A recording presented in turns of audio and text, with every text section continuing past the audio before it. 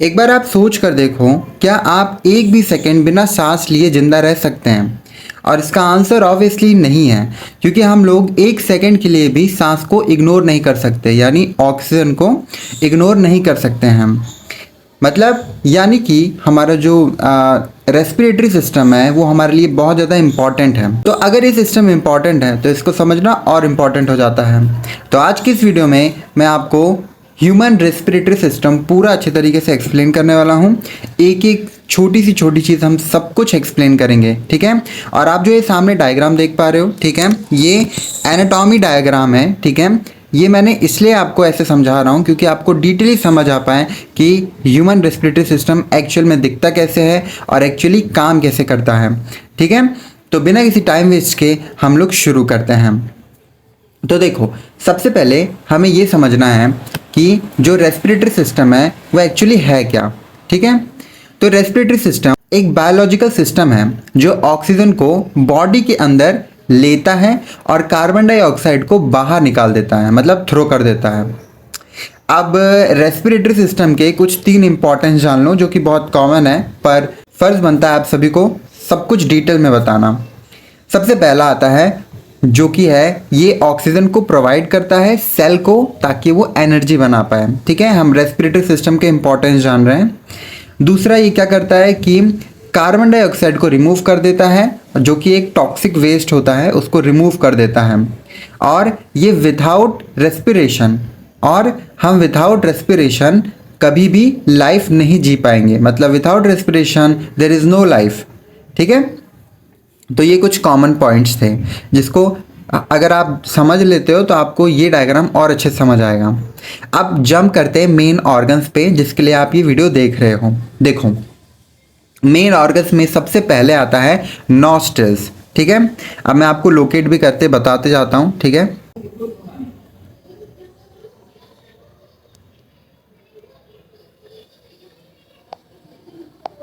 देखो, ये जो पार्ट आप देख रहे हो, ठीक है, ये पार्ट इसको हम बोलते हैं नॉस्ट्रल्स, ठीक है। ये जो नॉस्ट्रल्स होता है और जो नेजल कैविटी होती है इसके बारे में हमको समझना है सबसे पहले। तो देखो, जो नॉस्ट्रल होता है ये एक एरिया होता है जहाँ से जो एयर होती है वो एंटर करती है, ठीक है, मतलब एयर एंटर कर रही है। और जो नेजल कैविटी होता है उसमें जो एयर होती है वो फिल्टर होती है। अब फिल्टर कैसे होती है? नॉस्ट्रल्स हेयर से, ठीक है, और नेजल कैविटी के थ्रू जो एयर होती है वो फिल्टर होती है। अब कैसी एयर फिल्टर हो रही है? जैसे कि जो एयर होती है, ठीक है, उसमें स्मॉल स्मॉल इंसेक्ट, डस्ट या फिर कोई भी अदर पोलन पार्टिकल भी आ जाता है, ठीक है। तो उन सारी चीज़ों को जो हेयर्स होते हैं और जो ये नेजल कैविटी है वो बाहर ही रोक देते हैं। अगर ये नहीं होते तो हमारे जो लंग्स है उसके अंदर ये सारी चीज़ें डायरेक्ट एंटर हो जाती, ठीक है। तो जो कि बहुत ही हमें हानिकारक होता है हमारे लिए। तो समझ लो कि ये जो नॉस्ट्रल्स है और नेजल कैविटी है ये सबसे पहला और सबसे इम्पॉर्टेंट रोल प्ले करती है हमारे क्लियर और साफ सांस लेने के लिए, ठीक है। अब देखो, आगे बढ़ते हैं। यहाँ पे वार्म एयर मॉइस्ट होती है ताकि लंग्स में साफ एयर पहुँच सके, ऑब्वियसली यही बात है। नेक्स्ट हम बात करते हैं फेरिंग्स की, ठीक है। फेरिंग्स क्या होता है? फेरिंग्स मतलब होता है हमारा गला, ठीक है। देखो, फेरिंग्स मीन्स हमारा गला। अब फेरिंग्स यहाँ पर हो सकता है, रुको मैं आपको बताता हूँ। फेरिंग्स हमारा ये पार्ट है, ठीक है, हमारा गले का पार्ट है। तो ये जो फेरिंग्स होता है ये क्या करता है? ये एक कॉमन पैसेज होता है, किसका? 2 चीज़ों का, फूड का और एयर का। तो इसी एक कॉमन पैसेज से, मतलब हमारे गले से ही फूड और एयर दोनों आती और जाती हैं, ठीक है। मतलब जो एयर का इनटेक है और जो हम एयर को थ्रो कर रहे हैं वो सारी चीज़ें एक ही पैसेज से होती है। यहाँ पे ये रेस्पिरेशन में काम करता है और एयर लैरिंग्स तक ले जाता है, ठीक है। जो फेरिंग्स है, ये जो फेरिंग्स है, ठीक है, अगर स्पेलिंग समझ नहीं आया तो प्लीज़ इग्नोर कीजिएगा। जो ये फेरिंग्स है, ठीक है, ये क्या करता है? जो फूड है, सॉरी, जो एयर है उसको कहाँ ले जाता है? लैरिंग्स तक ले जाता है, ठीक है। अब लैरिंग्स क्या होता है? देखो, एक मिनट। लैरिंग्स मैं यहाँ से बता रहा हूँ। लैरिंग्स ये पार्ट होता है, ये पार्ट, ठीक है, ये लैरिंग्स होता है, YNX, ठीक है, लैरिंग्स। ये लैरिंग्स क्या है? ये हमारा वॉइस बॉक्स है, ठीक है। यहाँ वोकल कॉर्ड्स होते हैं जो कि आवाज़ बनाते हैं, ठीक है, बहुत ही इंटरेस्टिंग है। और यहाँ पे कुछ ऐसे वोकल कॉर्ड्स होते हैं जो कि आवाज़ को बनाते हैं, और साथ ही ये इंश्योर करता है कि एयर ट्रैकिया में जाए, ठीक है, खाना नहीं, क्योंकि मैंने बताया फूड का और एयर का ये कॉमन पैसेज है। अब देखो ट्रैकिया आता है, ठीक है, ट्रैकिया और इम्पॉर्टेंट चीज़ है। देखो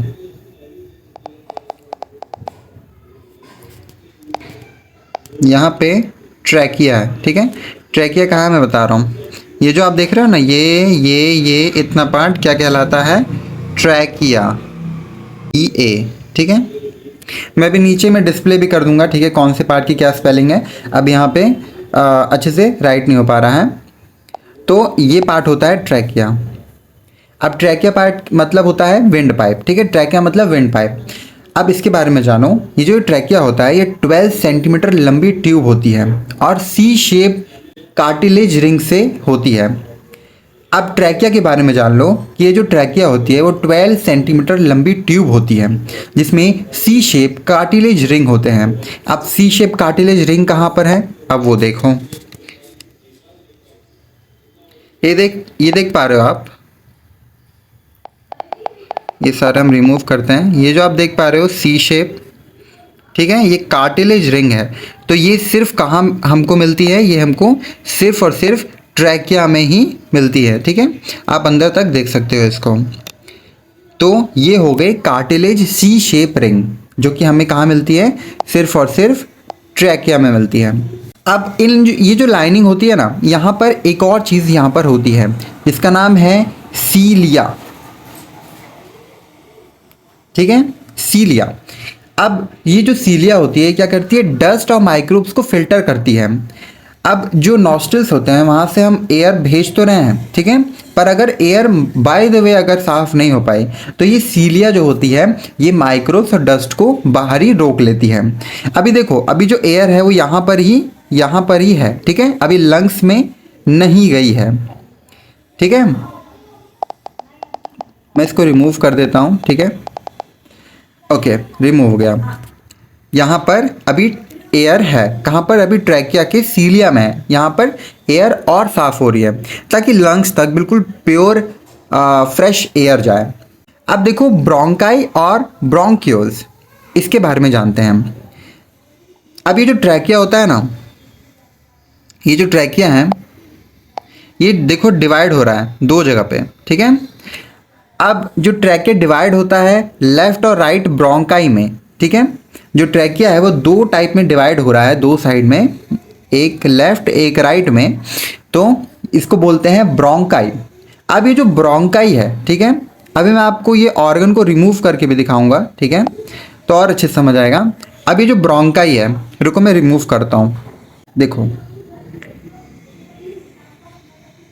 आप ये देख पा रहे हो, ये जो ब्रोंकाई है ना। अब यहाँ पे देखो कितने छोटे छोटे बोन्स में डिवाइड हो रहा है। देखो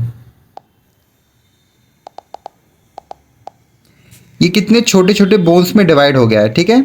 यही बोन जो है ये कितने सारे बोन्स में डिवाइड हो गया है। तो यही पहले क्या था? ट्रैकिया, फिर बना ब्रोंकाई, फिर बना ब्रोंक्यूल्स, ठीक है। ब्रोंक्यूल्स के बाद कुछ नहीं है, उसके बाद फिर एल्वियोली आता है। तो ब्रोंक्यूल्स तक आप समझ गए होंगे। अब ये ब्रोंक्यूल्स क्या करता है? एयर को डिस्ट्रीब्यूट कर देता है लंग्स के हर पार्ट में, ठीक है। आई होप आपको अच्छे तरीके से समझ आ रहा होगा मेरी सारी बात, क्योंकि ये बहुत सारी ऐसी चीज़ें हैं जो कि स्टूडेंट्स को बहुत कॉम्प्लिकेटेड लगती है पर एक्चुअली में होती नहीं है। इसलिए मैंने ये एनाटॉमी वाला डायग्राम चूज़ किया ताकि आपको अच्छे तरीके से मैं बता पाऊँ कि एक्चुअली होता कितना सिंपल है सारी चीज़ें। तो देखो अब हम यहाँ पे ब्रोंक्यूल्स तक आ गए हैं। ब्रोंक्यूल्स क्या कर रहा है? सारे छोटे छोटे बोन्स में डिवाइड होके लंग्स के कोने कोने में, ठीक है, इस पार्ट को भी हटा देता हूँ, इसको भी हटा देता हूँ। तो ये देख पा रहे हो आप, ठीक है, कि कितना अच्छे तरीके से बोन्स स्प्रेड हुई है ताकि एयर हर जगह इवनली पहुँच पाए।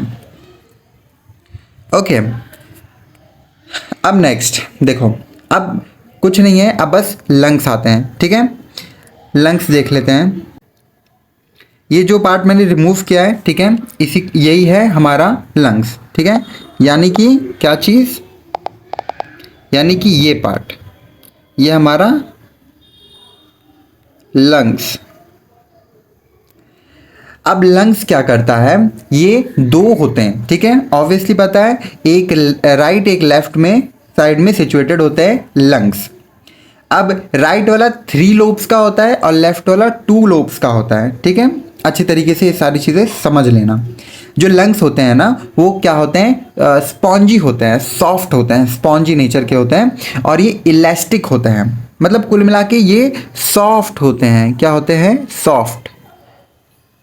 ये सॉफ्ट होते हैं और ये रेस्पिरेटरी सिस्टम का मेन ऑर्गन होता है जिसमें गैस एक्सचेंज होता है। मतलब आप ये मान लो कि हम एयर को एक पाइप के थ्रू भेज रहे हैं और जो एयर जहाँ पर जाके स्टोर हो रही है, जिस बकेट में जाके स्टोर हो रही है, उसको हम बोल रहे हैं लंग्स, ठीक है। इसको हम बोल रहे हैं लंग्स। अब देन लंग्स के बाद एक और इम्पॉर्टेंट चीज़ आती है, ठीक है। पहले हम इसको रिमूव कर देते हैं। लंग्स के बाद एक और चीज़ आती है जिसका नाम होता है एल्वियोली, ठीक है। एल्वियोली, एल्वियोली क्या होती है, देखो ये ब्रोंक्यूल्स मैंने बताया था ना, ये देखो ये है ब्रोंक्यूल्स, ये हैं ब्रोंक्यूल्स जो कि स्प्रेड हुए हैं, ठीक है। ये जो ब्रोंक्यूल्स हैं, इसके एंड में छोटे एयर सैक होते हैं जिसको हम एल्वियोली कहा जाता है, ठीक है, जिसको हम एल्वियोली कहते हैं।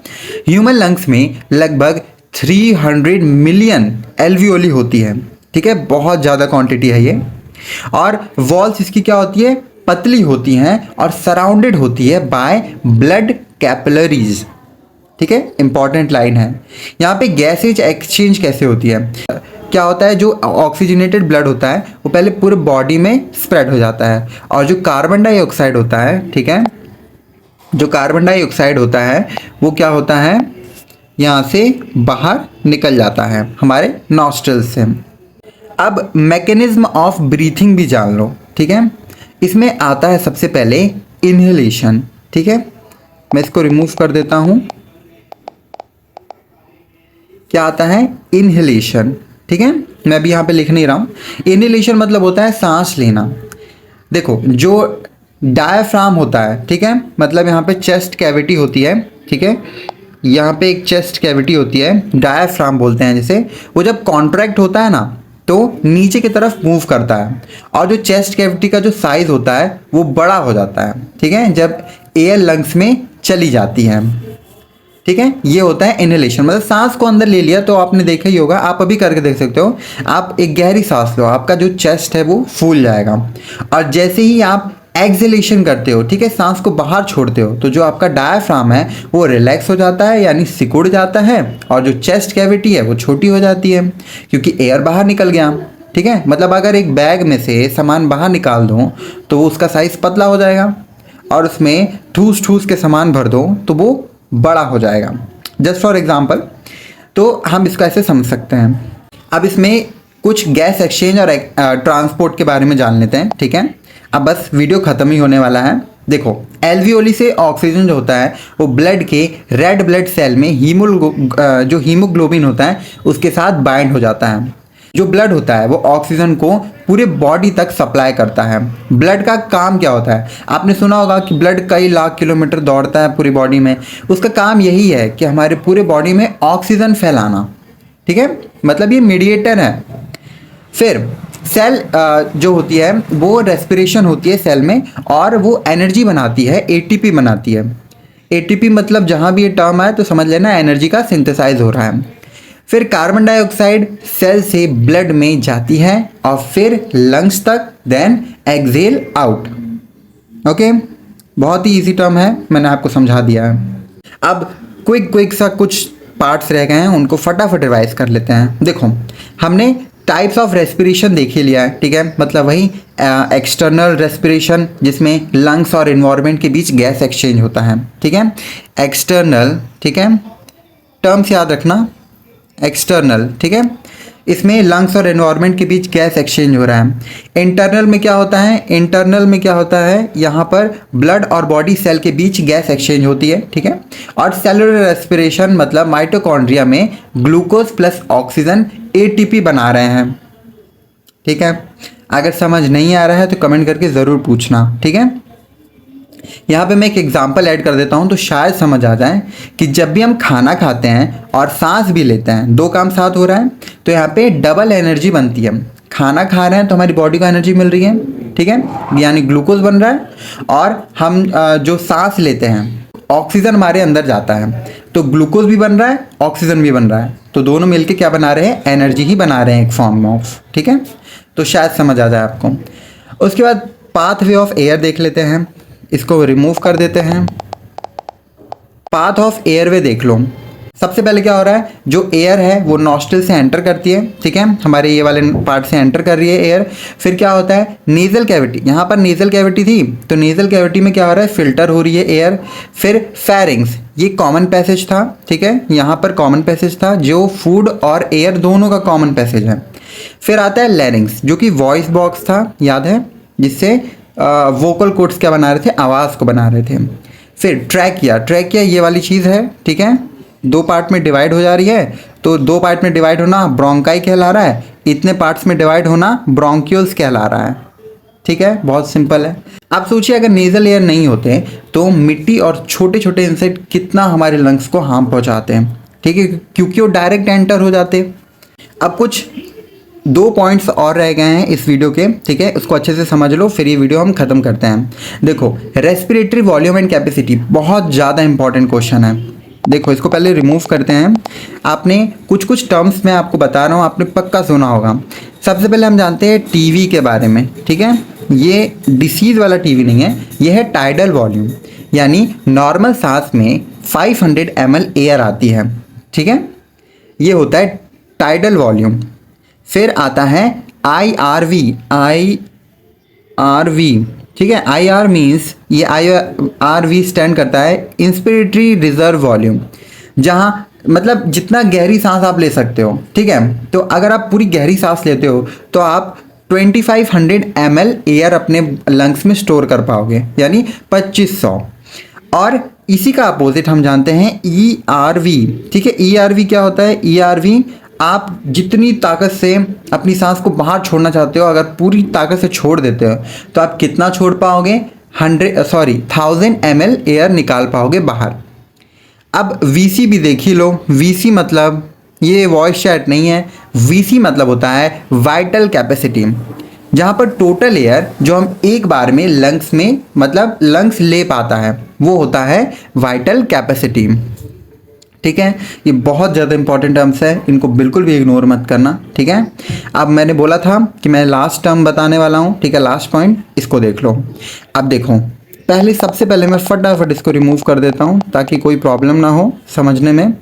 रेस्पिरेटरी डिसऑर्डर्स देख लो, यानी डिसऑर्डर्स मतलब बीमारियाँ, कि रेस्पिरेटरी बीमारियाँ क्या क्या हो सकती हैं। ये जो पॉइंट है लास्ट है, और इसके पहले वाला पॉइंट बहुत ज़्यादा इंपॉर्टेंट था। देखो, सबसे पहला आता है अस्थमा, ठीक है, मैं ट्राई करता हूँ स्पेलिंग लिखने का, अस्थमा, ठीक है। अस्थमा क्या होता है, अस्थमा एक बीमारी होती है लंग्स में, जहाँ पर क्या होता है कि जो सांस लेने की जगह होती है, एयरवेज जो होते हैं ना, वो नैरो हो जाते हैं, सांस लेने में दिक्कत होती है पेशेंट को। अब देखो, दूसरी बीमारी होती है ब्रॉन चिट्स, ठीक है, आई थिंक स्पेलिंग नहीं लिख पा रहे हैं यहाँ पे, ठीक है, ऐसा आएगा आखिरी में। तो यहाँ पर क्या होता है कि इस बीमारी में ट्रैकिया और ब्रोंकाई में इन्फ्लेमेशन होता है, मतलब जलन होने लगती है, ठीक है, ऐसा महसूस होता है कि अंदर जलन जैसी महसूस होती है, ठीक है। तो ये भी एक टाइप की बहुत ही तकलीफ देने वाली बीमारी है। अब देखो, अब यहाँ पर एक और आता है टीबी, ठीक है, ये टीबी नहीं है, टीबी है, यानी ट्यूबरकुलोसिस है। अब इसमें क्या होता है, ये बैक्टीरियल इन्फेक्शन के थ्रू होता है जो कि लंग्स को डैमेज करता है ग्रेजुअली। तो ये जितनी भी बीमारियां मैंने आपको बताई बहुत ही घातक हैं और बहुत ही परेशान करती है पेशेंट्स को। अब मैं लास्ट एक पॉइंट खुद ऐड करना चाहता हूँ कि जो स्मोकिंग होती है, ठीक है, बहुत ही ज़्यादा इफ़ेक्ट डालती है, सीधे इफ़ेक्ट डालती है लंग्स पे, ठीक है। क्या चीज़? स्मोकिंग, ठीक है। तो स्मोकिंग बहुत ज़्यादा इफेक्ट डालती है लंग्स पे। अगर आप ये करते हो, ठीक है, मतलब आप देखो ना, नेचर ने कितनी अच्छी चीज़ हमको दी है, ठीक है। ये दोनों कितने अच्छे अच्छे लंग्स हैं हमारे पास, जो कि हमारा कितना सारा काम करती हैं, और हम इसी को सिगरेट पी के धीरे धीरे क्या कर रहे हैं? डिग्रेड कर रहे हैं, डैमेज कर रहे हैं। तो ऐसा नहीं करना चाहिए। आप लोगों के लिए भी बड़े होकर यही एडवाइस है मेरी कि कभी भी इन सारी चीज़ों को हाथ मत लगाना।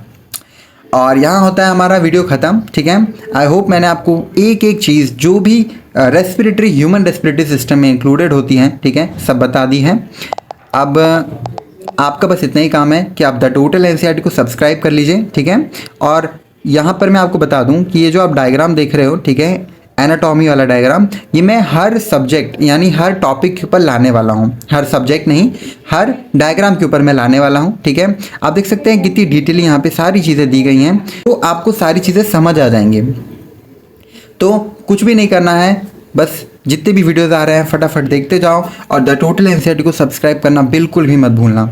मैं मिलता हूँ कल एक और नए डायग्राम के साथ, ऐसी एनाटॉमी वाले, ठीक है।